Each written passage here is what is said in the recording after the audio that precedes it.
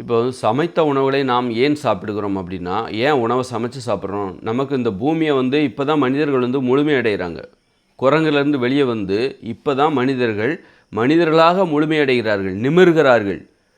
எப்படி மனிதர்களாக வாழ வேண்டும் என்பது மனிதர்களுக்கு எப்படி தெரியும்? வாழ்ந்து பார்த்து தான் கண்டுபிடிக்கிறாங்க. நம்ம குரங்குலேருந்து வந்தோம் தான். அப்போது ஏன் வந்தோம் முதல்ல அப்படின்னு, எதற்காக வந்தோம் அப்படின்னா, நம்ம காடுகளில் நமக்கு பாதுகாப்பு கிடையாது. நம்ம ஒரு குரங்குகளாகவே விலங்குகளாகவே, குரங்குகள் முதல் விலங்குகளாக இருந்தது, இப்பொழுது மனிதர்களாகி இருக்கிறது. குரங்கு தான், நான் இப்போவும் நம்ம குரங்கு தான். முதல்ல காடுகளில் இருந்தப்போ நமக்கு என்ன பிரச்சனை அப்படின்னா, சிங்கம், புலி, கரடி நம்மளை வேட்டையாடியது. புலி மரங்களில் ஏறினா கூட, நம்ம ஒரு குரங்காக இருந்தால் கூட மரத்தில் ஏறினா கூட நம்மளை விட்டு வைக்காது. புலியெல்லாம் நம்மளோட வேகமாக மரம் ஏறும், நம்மளை விட்டு வைக்காது. அப்போ கதற நம்ம புலிகளுக்கும் சிங்கங்களுக்கும் உணவாக இருந்தோம். துடிச்சு தான் நம்ம செத்து போனோம். நம்ம முன்னோர்கள்லாம் செத்து போனாங்க. அதை பார்த்து பயந்து போய் தான் நம்ம பாதுகாப்பாக வாழணும் அப்படிங்கிறக்காக தான், அந்த பயத்தில் தான் மனசுங்கிற நோய் ஏற்பட்டுச்சு. மனம்ங்கிறது பிற உயிர்களுக்கு கிடையாது. அந்த மனம் என்கிற நோய் அதனால தான் ஏற்பட்டுது. அதனால தான் நீங்கள் மனிதராக மாறுறீங்க. மனித உருவத்துக்கு உங்கள் உருவ மாற்றம் ஏற்படுகிறது. நோயால் ஏற்பட்ட மாற்றம் தான் மனித தோற்றம். அப்போது நாம் என்ன பண்ணிகிட்ருக்கோம் அப்படின்னா, மனிதராக மாறினா மட்டும் உடனே நமக்கு பாதுகாப்பு கிடைச்சிடுறது. நமக்கு மிகப்பெரிய வலிமை தேவை. இந்த சிங்கங்களையும் புலிகளையும் அவைகளை நாம் தடுத்து நிறுத்தணும். அவைகளுடைய ஆதிக்கத்தையும் அவர்களுடைய அட்டுழியத்தையும் அராஜகத்தையும் ரவுடிசத்தையும் கட்டுப்படுத்தணும் அப்படின்னா, அவைகளை விட நாம் ஆற்றல் மிகுந்தவராக மாறணும். எப்படி மாற முடியும்? நாமளே ஒரு தாவர உண்ணி. நம்ம மனிதர்கள் தாவர உண்ணி தான். பச்சையாக மாமிசத்தை நம்மளால் சாப்பிட முடியாது. அதை சமைத்து அதை ருசியெல்லாம் சேர்த்து சுவையான ஒன்றாக மாற்றினால்தான் சாப்பிட முடியும். சமைப்பது ஒன்றும் இயற்கையாக நடைமுறை கிடையாது. அப்போ பச்சையாக சாப்பிட்டா நம்ம மாமிசத்தை சாப்பிட முடியாது, காய்கறியை தான் சாப்பிட முடியும். காய்கறியை பச்சையாக சாப்பிட்டா எப்படி சிங்கம் புலிகளை எதிர்த்து போராடுகிற அந்த குணத்தை நம்மால் பெற முடியும்? அவைகளால் ஏற்பட்ட அச்சத்தில் தான் நாம் மனம் என்னும் நோய் ஏற்பட்டு நமக்கு மனிதராக உருவமாற்றம் அடைகிறோம். ஒரு நோயால் ஏற்பட்ட ஒரு மாற்றம் தான் நம்ம இந்த மனித தோற்றம். அப்படி இருக்கும்போது இந்த சிங்கம் புலிகளை, இந்த இயற்கையை எதிர்த்து போராட வேண்டும், இந்த யானைகளை எதிர்த்து போராட வேண்டும், அடர்ந்த காடுகளை சமவெளிகளாக மாற்ற வேண்டும்.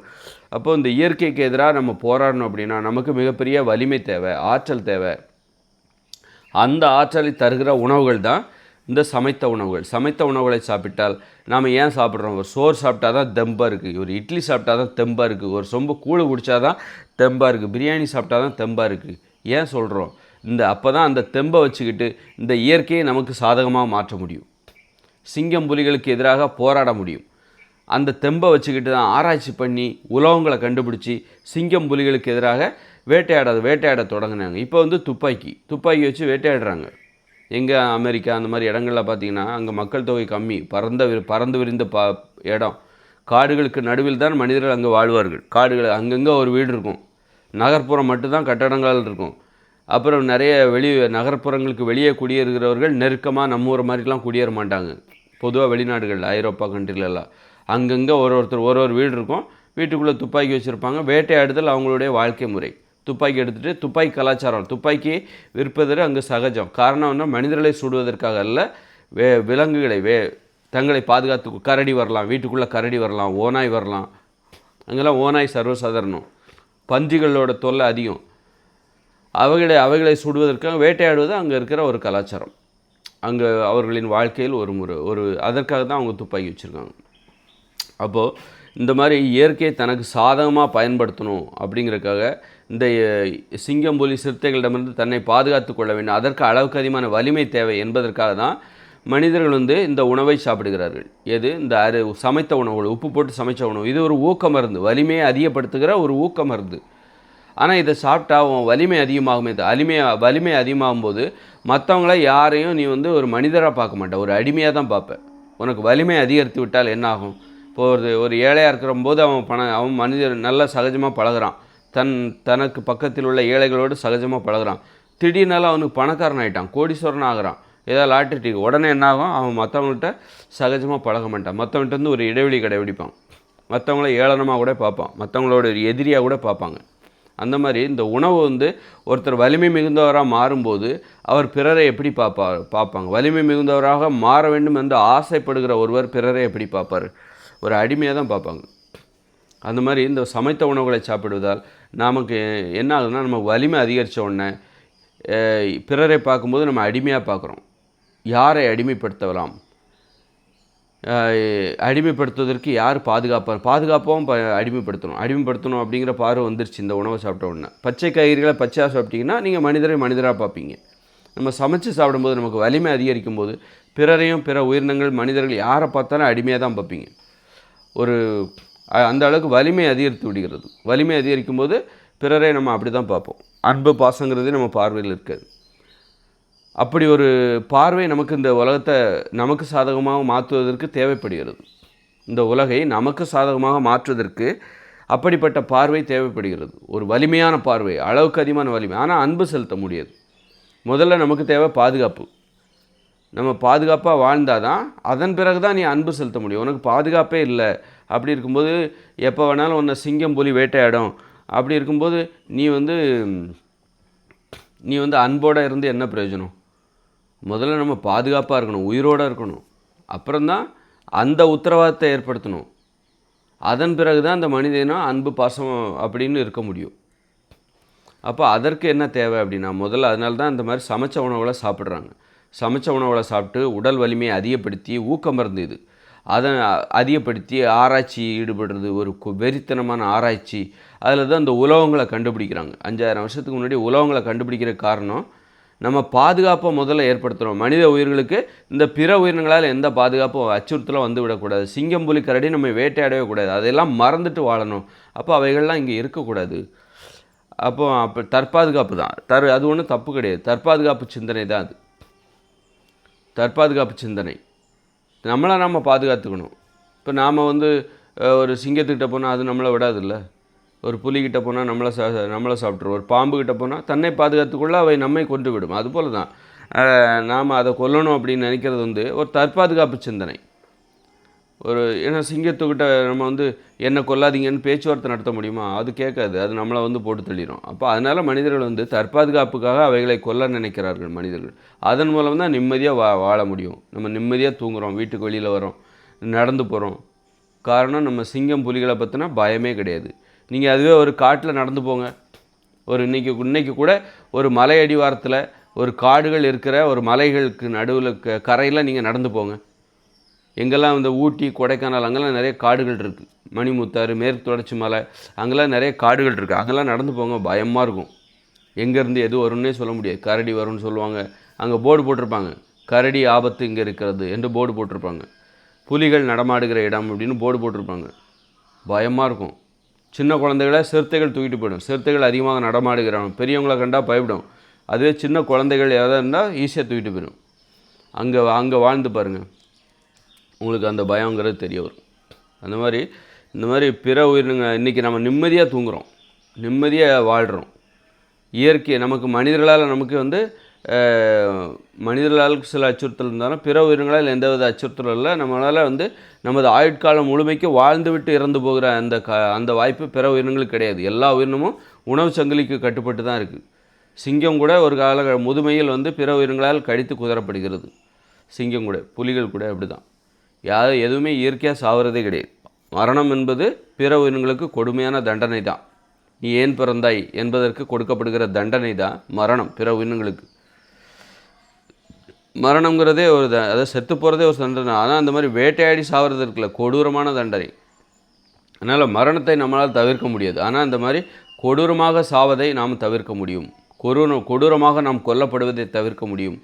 அதற்காக தான் நாம் என்ன பண்ணுறோம், இந்த நம்ம கொடூரமான சாவு எங்கேருந்து வருது? பிற உயிரினங்களிடமிருந்து நமக்கு வருகிறது, ஏற்படுகிறது. அப்போ அவைகள் இல்லாத ஒரு சூழலை உருவாக்குங்கள். அதுக்காக தான் என்ன பண்ணுறா, உலோகங்களை கண்டுபிடிக்கிறாங்க. அப்போ அவைகள் இல்லாத ஒரு சூழலை உருவாக்க வேண்டும். சிங்கம், புலி, சிறுத்தைகள்லாம் அது ஒரு காடுகளில் சாத்தியம் இல்லை. காடுகளில் எங்கேருந்து புலி வருது சொல்ல முடியாது. எங்கேருந்து புலி வருது, எங்கே அது ஓடுது போகுதுன்னு நம்ம சொல்ல முடியாது. புதரில் போய் அடர்ந்த காடுகளுக்குள்ளே போய் மறைஞ்சிரும். அதனால் அவைகளை நம்மளால் கட்டுப்படுத்த முடியாது. அதனால் மரங்களை வெட்டு, சமவெளிகளை உருவாக்கி, இப்போ பார்க்கலாம் எங்கேருந்து புலி வருது, எங்கேருந்து சிறுத்தை வருதுன்னு பார்க்கலாம் அப்படின்னு சொல்லிட்டு சமவெளிகளை உருவாக்குறாங்க. எப்போ? அதனால தான் உலோகத்தை கண்டுபிடிக்கிறாங்க. எப்படி இந்த பிற உயிரினங்களை கட்டுப்படுத்துவது, அதற்கான ஆராய்ச்சியில் தான் உலோகங்களை கண்டுபிடிச்சி சமவெளிகளை உருவாக்குகிறார்கள். எங்கே பார்த்தாலும் இன்றைக்கி சமவெளி, இதெல்லாம் மனிதர்கள் உருவாக்குனது. உலோகங்கள் இல்லைன்னா அது எப்படி சாத்தியம்? 5000 வருஷத்துக்கு முன்னாடி தான் இரும்பே கண்டுபிடிச்சிருக்காங்க. அப்போ 5000 வருஷத்துக்கு முன்னாடி தான் மனிதர்கள் முதலில் மரங்களை வெட்டுகிறார்கள், சமவெளிகளை உருவாக்குகிறார்கள். தன்னை வேட்டையாடிய சிங்கம் புலிகளை எதிர்த்து வேட்டையாட ஆரம்பிக்கிறாங்க. சிங்கம் புலிகளை வேட்டையாடுறதுக்கு சிறுத்தைகளையும் காட்டு ஓநாய்களையும் தனக்கு எதிரான பிற உயிரினங்களை வேட்டையாடுகிற அந்த நடவடிக்கை 5000 வருஷத்துக்கு முன்னாடி தான் ரொம்ப தீவிரமாக. அதற்கு முன்னாடிலாம் நம்ம கம்பை வச்சுக்கிட்டுலாம் ஒரு சிங்கத்தை ஒன்றும் பண்ண முடியாது. கல் எடுத்து எரிஞ்சால் சிங்கம் ஓடி போகாது, அப்படி கர்ஜனம் அப்படி வெறி பிடிச்சி சாடும், ஒன்றுமே பண்ண முடியாது. ஒரு கம்பை வச்சோ நீங்கள் அதெல்லாம் அடித்து எல்லாம் ஓட வேணால் ஒரு 50 பேர் சேர்ந்து கம்பை வச்சு அடித்தா ஒருவேளை ஒரு சிங்கத்தை வேணால் நீங்கள் அடிக்கலாம். ஒரு 50 பேர், 10 பேர்லாம் பத்தாது, 50 பேர் சேர்ந்து ஒரு சிங்கத்தை அடிக்கலாம். ஆனால் ஒரு சிங்கம் கூட்டமாகல வரும். அதனால் சிங்கத்தெல்லாம் கட்டுப்படுத்தணுன்னா மரக்கம்பாலேயோ கல்லாலேயோ முடியாது. வேணால் நெருப்பை பற்ற வைக்கலாம். ஆனால் நெருப்பு பற்ற வைக்கிறதுக்குள்ளே அது உங்கள் மேலே சாடிடும். எப்போ வேணாலும் நெருப்பு எரிஞ்சிக்கிட்டே இருக்க முடியாதுல்ல. அதனால் உலோகங்கள் தான் மிகச்சிறந்த பாதுகாப்பு. மனிதர்களை பாதுகாத்தது அந்த உலோகம் தான். அதற்காகத்தான் உலோகத்தை கண்டுபிடிக்கிறாங்க. இன்னொரு மேலான ஒரு பாதுகாப்பு தேவை. இந்த பிற உயிரினங்களை கட்டுப்படுத்துவதற்கு நமக்கு மேலான ஒரு பாதுகாப்பு தேவை அப்படின்னு சொல்லிட்டு தான் அவங்க என்ன பண்ணுறாங்க அப்படின்னா இந்த உலோகங்களை கண்டுபிடிக்கிறாங்க. கத்தி, ஈட்டி, அருவா. இரும்பு கண்டுபிடிச்ச பிறகு கத்தி, ஈட்டி, அருவா, கடப்பாரை அப்படின்னு கண்டுபிடிச்சி தன்னை அச்சுறுத்திய, தன்னை வேட்டையாடிய பிற உயிரினங்களை விரட்டி வேட்டையாடுறாங்க. அப்போ அந்த வேட்டையாடுவதற்கு உலோகம் மட்டும் தேவையில்லை, மனிதர்களுக்கு அளவுக்கு அதிகமான வலிமையும் தேவை. விரட்டி வேட்டையாடுறதுக்கு அளவுக்கு அதிகமான வலிமையும் தேவை. அந்த வலிமை தருகிற உணவு தான் இந்த சோறு, பூரி, பொங்கல், தோசை, சமைத்த உணவுகள், உப்பு போட்டு சமைச்ச மாமிசம், மீன், முட்டை, தயிர், மோர், பால், வெண்ணெய்.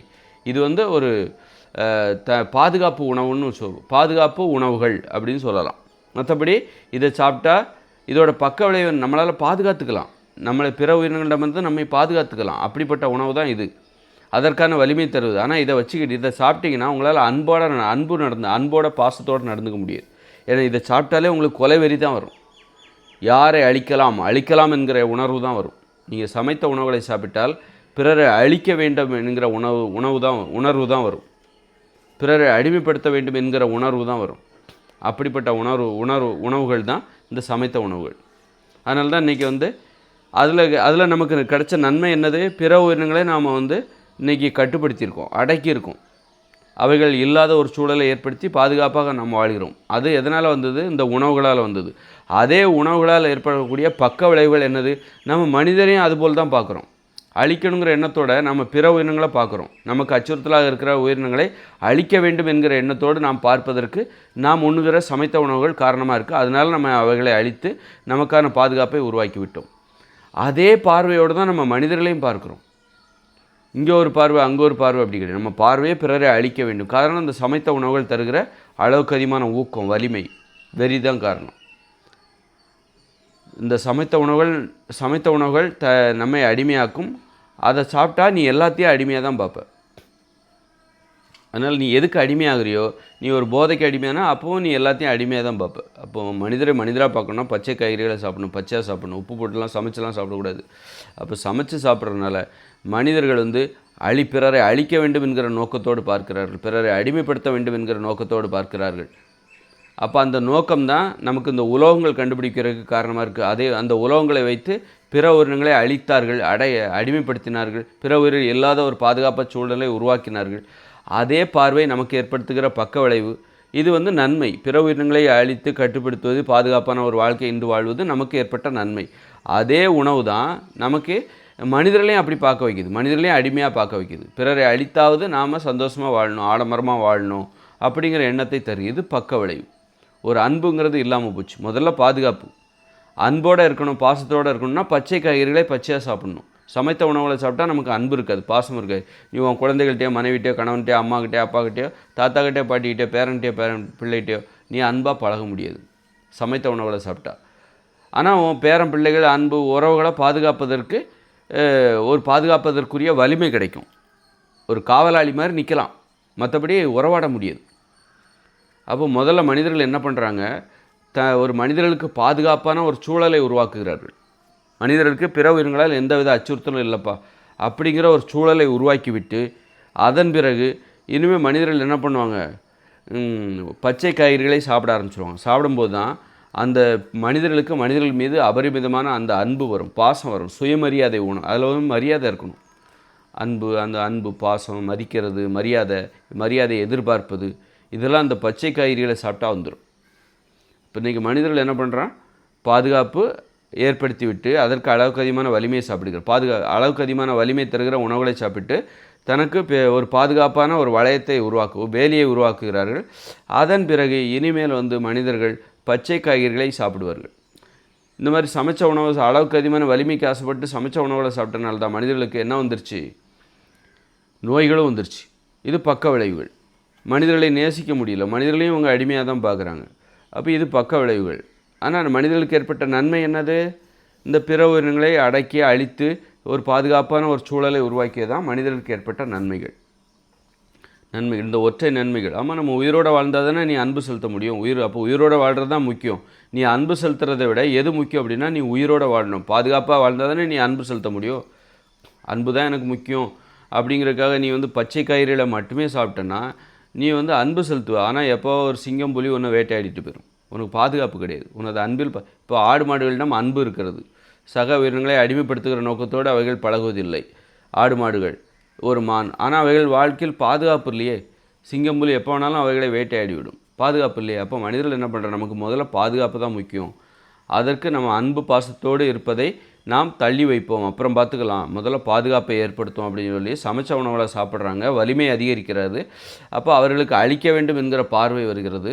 சமைத்த உணவை, அது ஒரு ஊக்க மருந்து, அளவுக்கு அதிகமான வலிமை தருகிற ஊக்க மருந்து. அப்போ அழிக்கணுங்கிற அந்த பார்வை அந்த உணவால் ஏற்படுது. அந்த பார்வையை வைத்து கொண்டு நமக்கு ஒரு பாதுகாப்பான ஒரு உலகை உருவாக்குகிறார்கள், ஒரு சூழலை உருவாக்குகிறார்கள், பிற உயிரினங்களை அழிக்கிறார்கள், அடக்குகிறார்கள், அச்சுறுத்தி. அப்போ இன்றைக்கி பாதுகாப்பு. இனிமேல் வாங்க அன்பு பாசத்தை ஒரு வேலியை போட்டாங்க. மனிதர்களுக்கு எந்த ஆபத்தும் இல்லை பிற உயிரினங்களே இங்கே சுற்று வட்டாரத்தில் இல்லை. அப்போ இனிமேல் வாங்க அன்பாக பாசமாக பழகும். அதற்கு பச்சை காய்கறிகளை சாப்பிடுங்கள்